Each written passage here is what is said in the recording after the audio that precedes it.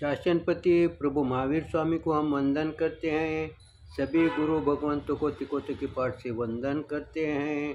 श्रद्धावान भाई और बहनों, आपके अंदर विराजित आत्मा को माजलगांव से सुभाष कोठारी का सादर प्रणाम, सादर जय हिंद।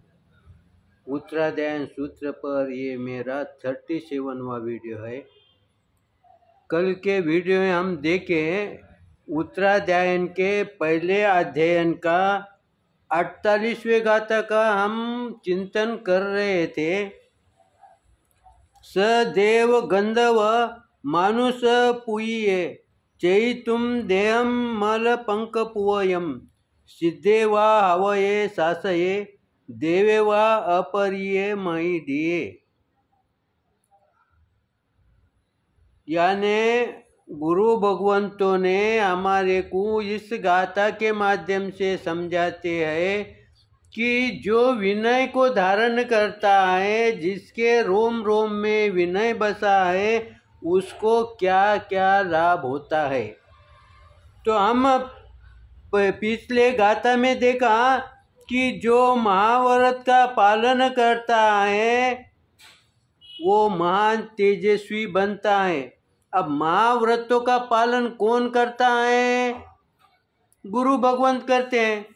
हम करते हैं क्या? हम नहीं करते हैं। फिर ये हमारे को लागू नहीं होता क्या? हम महान तेजस्वी नहीं बन सकते हैं क्या?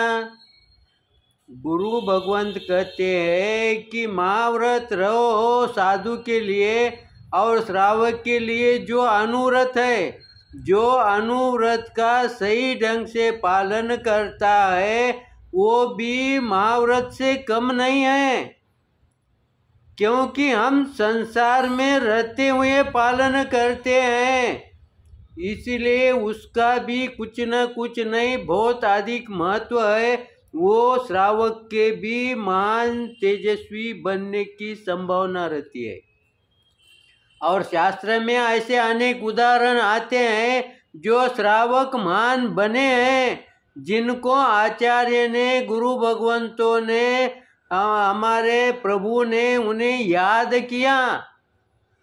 वो सामने प्रस्तुत नहीं थे, उनको याद किया। इसीलिए व्यवहार में हम जब देखते हैं कि जब मंदिर के अंदर, स्थानक के अंदर कोई गुरु भगवंत आते हैं और उस समय जो भाई उपस्थित नहीं होता है उसकी याद अगर गुरु भगवंत करते हैं तो इसका मतलब वो महान आत्मा थी या महान आत्मा है। क्योंकि गुरु भगवंतों ने याद करना, इसके लिए बहुत बड़ी पुण्यवानी चाहिए। अब आगे क्या कहते हैं? आगे के गाथा में देवो गंधर्वो और मनुष्य से पूजित व विनीत शिष्य सर्वप्रथम मल पंकज से निर्मित शरीर को छोड़कर वो शाश्वत सिद्ध होता है। देखो, देव, गंधर्व, मनुष्य, अब इसमें सब पंचेंद्रिय उच्च कोटि की आत्मा आ गई है इसमें। और ये सब उच्च कोटि की आत्मा किसको पूजित करती है, किसको पूजती है? विनयवान आत्मा को पूजती है। जिसके रोम रोम में विनय भरा है, अंतकरण में विनय भरा है, उसकी पूजा कौन करता है? देवों भी करते हैं, गंधर्व भी करते हैं।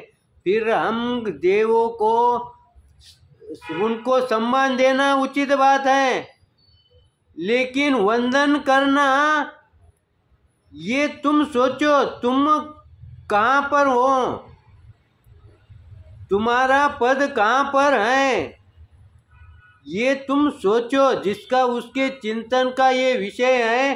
लेकिन गुरु भगवंत कहते हैं ऐसे जीव के, ऐसे आत्मा के चरणों में प्रणाम करने वाले देव, गंधर्व और मनुष्य होते हैं।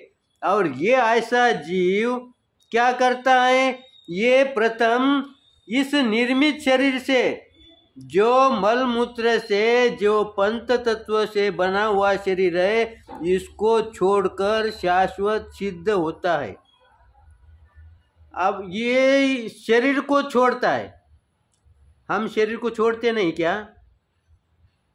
हर जीव शरीर को छोड़ता है ना, फिर यही शरीर को छोड़ते हैं क्या? फिर यहाँ गुरु भगवंतों ने ये क्यों कहा है कि ये जो है मल मूत्र से बना हुआ शरीर है, इसको छोड़कर। ये देखो, हम छोड़ना हमारा अलग है और इन महात्मा का छोड़ना अलग है। ये अपने शरीर को छोड़ देते हैं, त्यागते हैं। हम क्या करते हैं? शरीर को छोड़ते हैं द्रव्य से, भाव से नहीं छोड़ते। क्योंकि हम कभी कभी कोई संतरा लेने का भी रहा तो वो क्या कहता है, मुझे 2 घंटे का दो, मुझे 4 घंटे का दो। यानी उसकी उस शरीर के अंदर आसक्ति है। लेकिन ये ऐसी जो आत्मा है ना, इसकी शरीर के प्रति थोड़ी भी आसक्ति नहीं रहती है।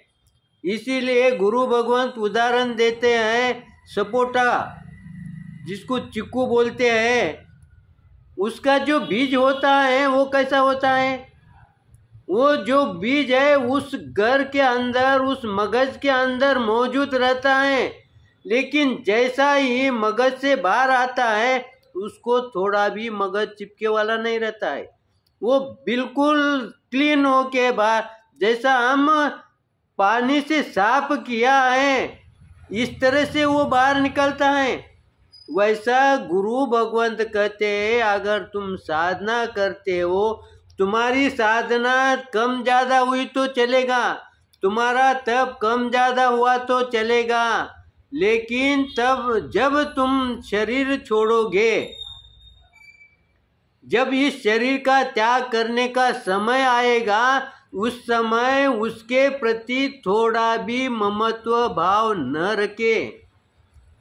जब थोड़ा भी अगर ममत्व भाव अगर रहा तो समझना आपका उसमें मन अटक गया।